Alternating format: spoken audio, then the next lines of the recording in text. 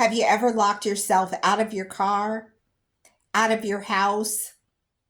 Or have you ever been inside needing help and the doors were locked so no one could get in to help you? That's what I want to talk to you about today. Hi, I'm Courtney, and welcome back to Senior and Living Today. We hope to help solve problems and bring up safety issues that we can resolve before they happen. So, today I want to talk to you about potentially being locked in or locked out somewhere. That has happened to me, it's happened to some friends of mine, and I have a solution that might help. There have been people that have fallen in their home. And if they have their phone handy, they can call for help. But how does the help get in? How does the help get in when your doors are locked? Your deadbolt's locked, the regular door's locked, your windows are locked because we believe in safety. How do they get in? So I have a solution for that today. If you have your phone with you and you can call for help and you have another solution, a way for them to get in, then the world would be a happier place. If you go out to your car and you think, I'm going to cool it off, I'm going to turn my air conditioner on and I'm going to let the car cool down in the heat of the summer, or it's winter and you're thinking you're going to turn the car on, turn the heat up, defrost your car, and you're going to go in the house and you're going to come back out. Well, sometimes, like my car, I have closed the door and all of a sudden I hear it click, and the car has automatically activated the locks and locked me out. Well, a lot of times people have an extra key on a magnet that they keep in their car wheel well, but that's not going to help you if you need to get back in the house. Say you've come out of the house and someone pulled the door behind you and you're like, wait, I didn't have my purse. Or you come out of the house and your pets close the door because that's what our animals do. They're out to get us.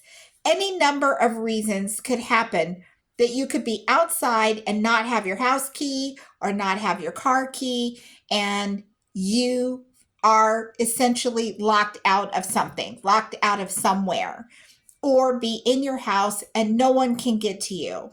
What I am suggesting to you is that you get a lock like this. Now, oftentimes it's called a master lock, but I think master lock is a brand, and this is not a master lock. This is some other brand, and I'm not sponsored by them or anything, but I think this is a great solution. This is what I use.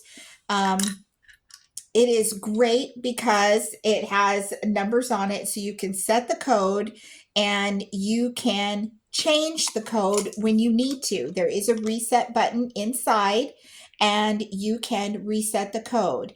It has little holes inside that you can run the screws through, and you can mount this to, a pillar on your porch, your deck, outside your door if you don't want to use this, which I don't like using this. I like having this mounted to the wall. I can tell someone where it is, but I don't have it over the doorknob encumbering me going in and out every day. This is very handy to have because not only can you put your house key in it, if you did accidentally lock yourself out of your car, you could come to this and there is room in here for your car key as well. So you could have your house key and your car key in here. And if you were to get locked out, you could use it.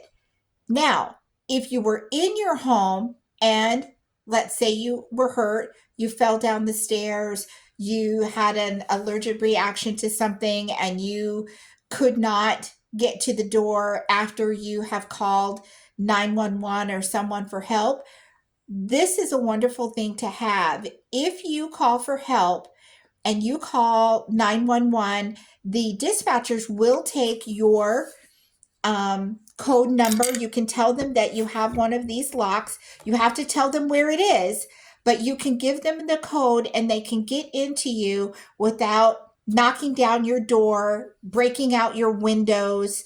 Let's say you are in the hospital. You go to the hospital and you don't think they're going to keep you. That's happened before. You go to the hospital, you think you're going to be there for just a bit, and they're like, you're staying.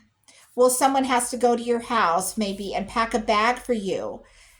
You can keep your keys with you, and you can tell them where your lock is, and they can let themselves in, get the things that they need. They can put the keys back in the box, and when you get home, you can reset the code.